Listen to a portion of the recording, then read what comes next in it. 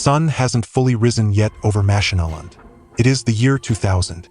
The air smells like red soil and burning grass. A man named David Stevens is standing in his doorway. He has farmed this land for 20 years. He knows every ridge, every dry season, every stubborn patch of ground that refuses to yield without a fight. His workers, black Zimbabwean men who have spent their whole lives on the same farm, are already awake, already moving. Then the trucks arrive.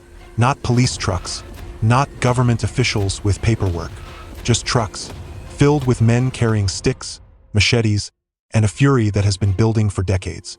They call themselves war veterans, though many of them are too young to have fought in any war. They have been told something simple and powerful. This land was stolen, and now it is time to take it back. David Stevens does not run. He tries to reason with them.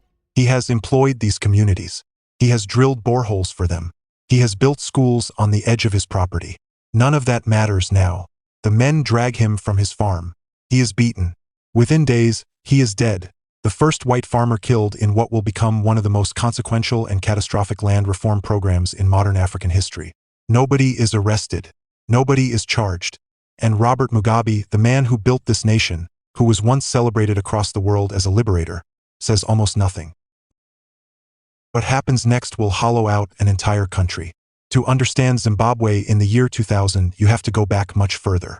Go back to 1890, when the British South Africa Company, under Cecil Rhodes, marched into the territory that would eventually be called Rhodesia and planted a flag in soil that already belonged to someone else. The Shona and Ndebele people did not hand over their land. It was seized, systematically, legally, according to colonial statutes written by the very people doing the seizing. By the early 20th century, the most fertile land in the country, the high veld, the rich plateau running through the center of the country, had been partitioned. White settlers, who would never represent more than 5% of the population, owned 70% of the best agricultural land. Black Zimbabweans were pushed onto what the colonial government called tribal trust lands. The soil there was poorer, the rainfall less reliable, the farms smaller, the options narrower. Generation after generation, black families worked land that could barely sustain them while, a short drive away, white-owned commercial farms produced tobacco, maize, beef, and wheat that fed the nation and earned the country foreign currency. This is the wound that never closed. When Zimbabwe gained independence in 1980, the man who led that transition was Robert Gabriel Mugabe. He was educated, articulate, and internationally respected.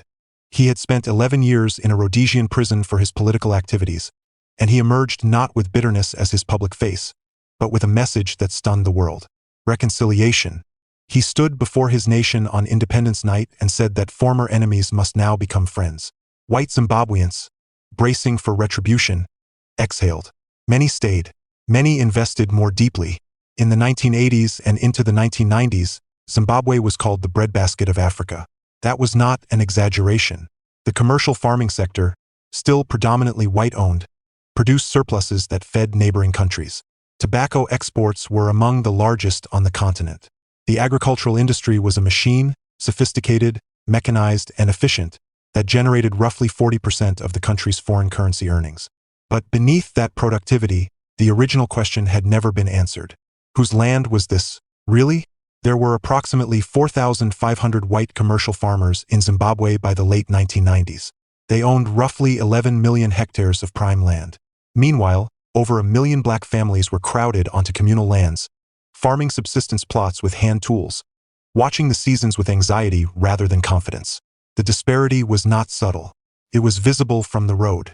You could drive from a communal area with its overgrazed, dust-colored fields and cross into a commercial farm where the irrigation systems hummed and the crops stood in perfect rows. Mugabe's government had actually attempted land reform through the 1980s under a willing seller, willing buyer framework, backed by British funding. It was slow, bureaucratic. Corruption siphoned off resources. The land that was purchased and redistributed was often distributed to politically connected individuals rather than landless peasants. By the late 1990s, the hunger for land had not been satisfied. If anything, it had grown sharper. Then came the economic crisis. By the late 1990s, Mugabe's government had committed Zimbabwe to a military intervention in the Democratic Republic of Congo that was costing the country millions of dollars every month. The economy was straining. The Zimbabwe dollar was sliding. Unemployment was rising. Mugabe's political base was fracturing. A new opposition movement called the Movement for Democratic Change, led by Morgan Tsvangirai, was drawing enormous crowds. Then in 2000, a constitutional referendum, pushed by Mugabe's government, was defeated by voters. It was the first major electoral loss of his career. Robert Mugabe was a man who did not accept being cornered. He had an answer. He had always had an answer, and that answer was land. Robert Mugabe was born in 1924 in what was then southern Rhodesia, the son of a carpenter and a devoutly religious mother who shaped his extraordinary appetite for education. He earned degree after degree, including multiple university qualifications earned by correspondence while imprisoned. He was not a man of impulse. He was a man of calculation, patience, and ideology. He believed deeply in the injustice of colonialism and in the right of black Africans to reclaim what had been taken. When he emerged from prison in 1974 and eventually led ZANU, the Zimbabwe African National Union, to victory in the independence elections of 1980, the world saw a statesman. He built schools at a pace that became the model for the developing world. Zimbabwe's literacy rate rose from under 50% to over 90% within a decade. Hospitals were built. Infrastructure expanded. For a brief and genuine period, Zimbabwe felt like the proof of what post-colonial Africa could become. His reconciliation policy was real. White farmers continued to operate. White civil servants kept their jobs. A white general retained his position in the military. The business community remained largely intact. International investors took notice. Aid flowed in. Zimbabwe was the success story. But power has its own gravity.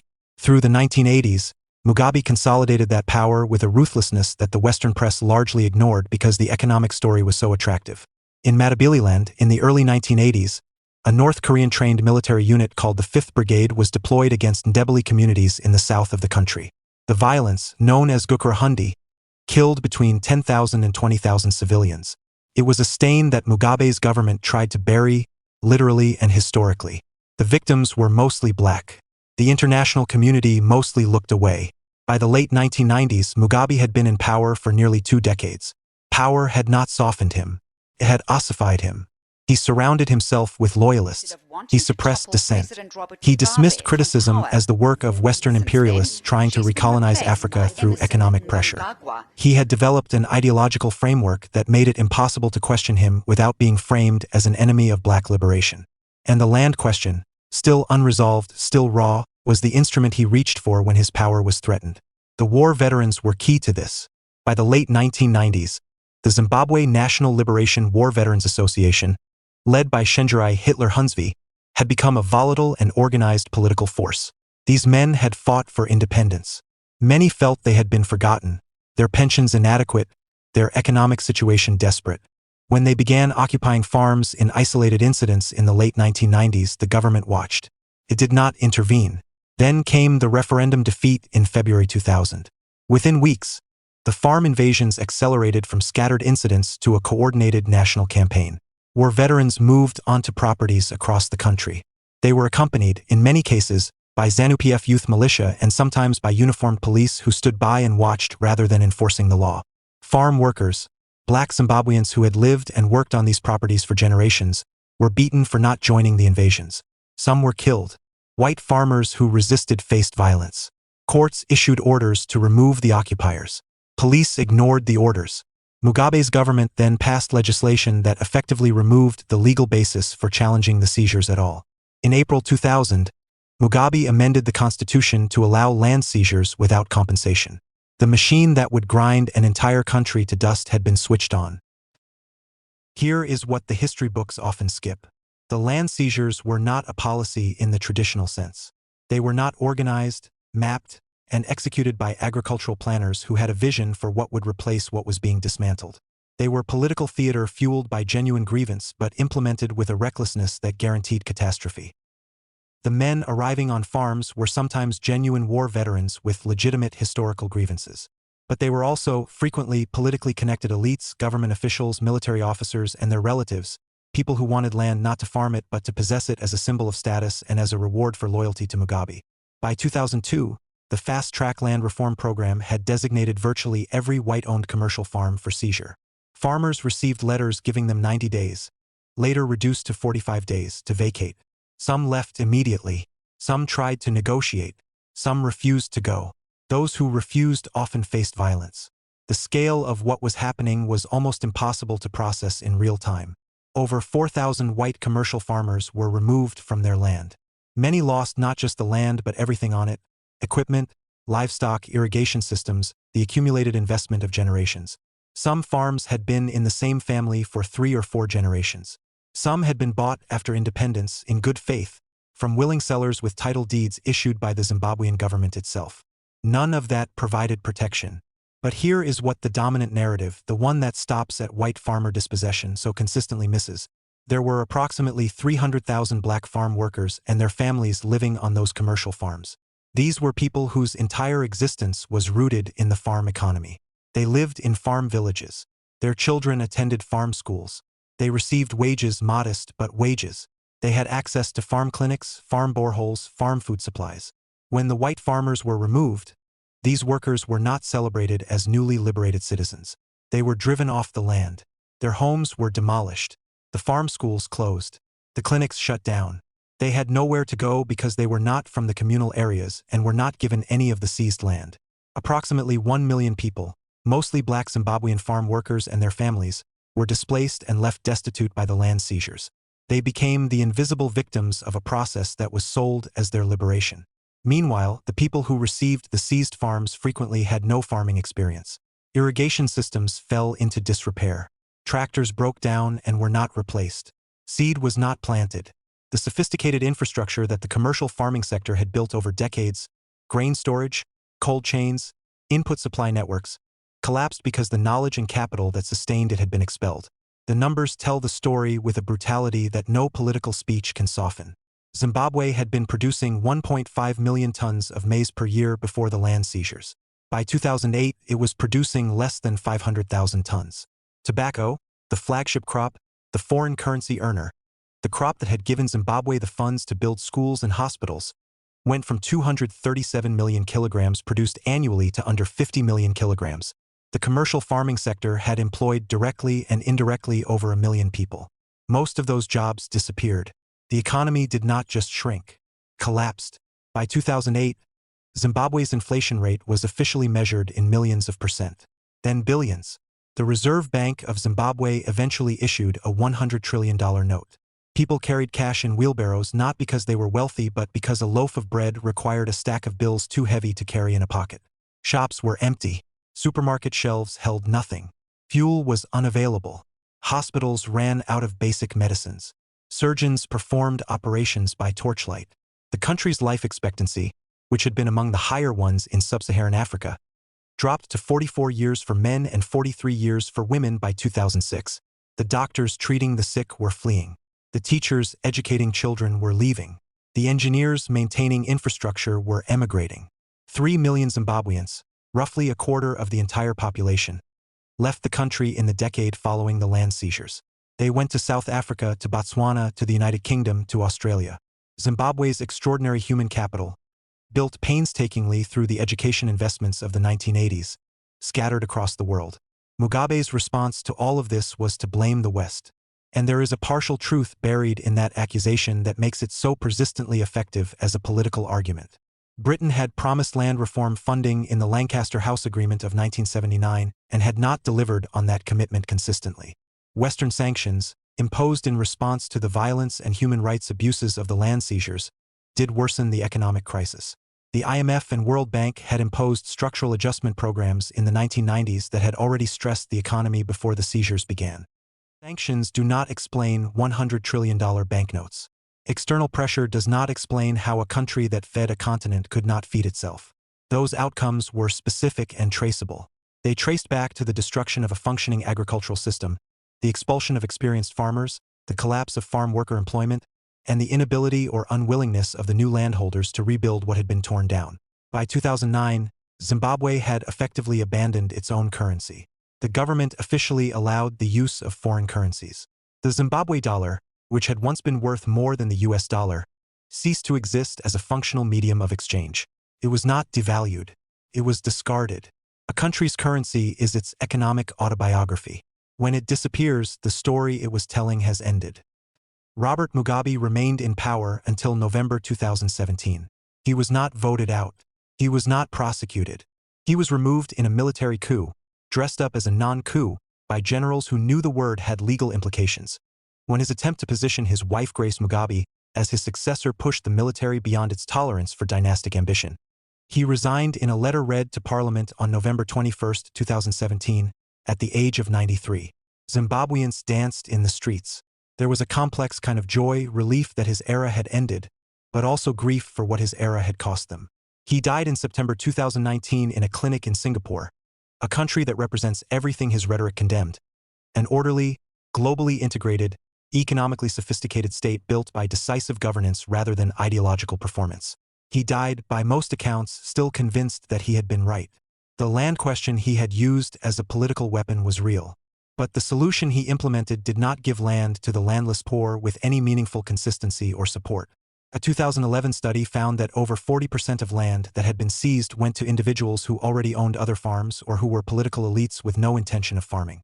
The very outcome that land reform was supposed to prevent, concentrated land ownership in the hands of a politically connected few, had been recreated, just with different people holding the deeds. Some of the seized farms were eventually returned to their former owners. A small number of white farmers were allowed back by agreements made under Emmerson Mnangagwa's government after 2017. The government began offering compensation, funded partly by international donors, to white farmers for the loss of improvements on their land. The amounts were contested and the process slow. Many former farmers had already rebuilt their lives in Zambia, Mozambique, Australia, or elsewhere and had no intention of returning. The black farm workers who lost their livelihoods in 2000 and 2001 received nothing. No compensation framework was created for them. No land redistribution program specifically targeted them. They remained, in many cases, the most economically vulnerable people in an already devastated country. Their displacement generated no international headlines and no political movement. Zimbabwe's agricultural sector has partially recovered, slowly and unevenly. Tobacco production has increased from its catastrophic lows. Some commercial farming has resumed. But the country has not returned to being the breadbasket of Africa. It imports food it once exported. The infrastructure, the equipment, the knowledge systems, the market networks that took generations to build has not been fully reconstituted. The human cost can be measured in statistics, but statistics are insufficient. 3 million people who left. A generation that grew up without adequate food, without functioning hospitals, without the economic opportunities that a functional country provides. Children who were stunted by malnutrition in their early years carrying that biological consequence into adulthood. Skills that were never developed because the teachers were gone and the schools had nothing. There is a particular tragedy in what happened to Zimbabwe's education system. In the 1980s, Mugabe's government had built something remarkable, a functional, ambitious public education infrastructure that produced literate, capable citizens. That was a genuine achievement, one that deserves genuine acknowledgement. Then the collapse that his government engineered destroyed the economic base that sustained those schools. Teachers went unpaid. Schools closed or degraded. The generation that should have inherited the harvest of those 1980s investments instead grew up in a country that had eaten its own foundations. Neighboring countries watched and drew their own conclusions. South Africa, wrestling with its own unresolved land question, watched Zimbabwe with a mixture of solidarity, sympathy, and quiet terror. The lesson Zimbabwe appeared to offer was not just about land. Emmerson Mnangagwa, who replaced Mugabe, came from the same political system, the same party, and the same era. Reform. He promised investment. He promised a new Zimbabwe.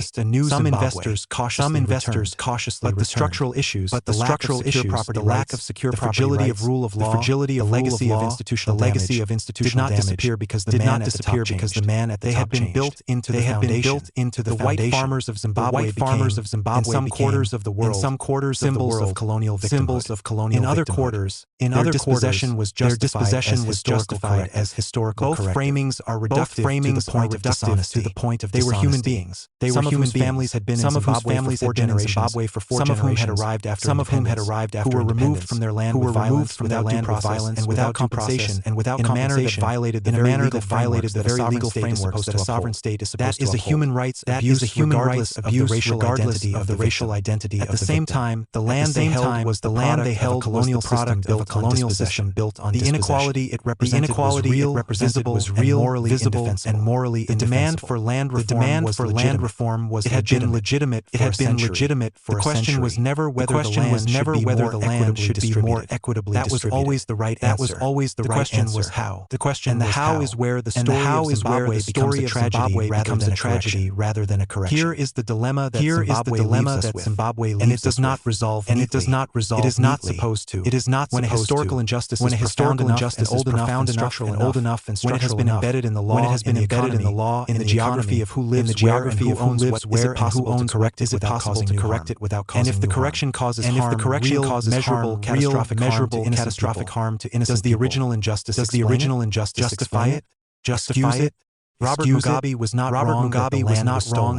He was not wrong that colonial distribution was unjust. He was not wrong that the willing buyer had been too slow and too corrupt to produce meaningful change. He was not wrong that Britain had not honored its obligations. He was not wrong that international economic pressure had a racial and geopolitical dimension. He was catastrophically wrong about what to do.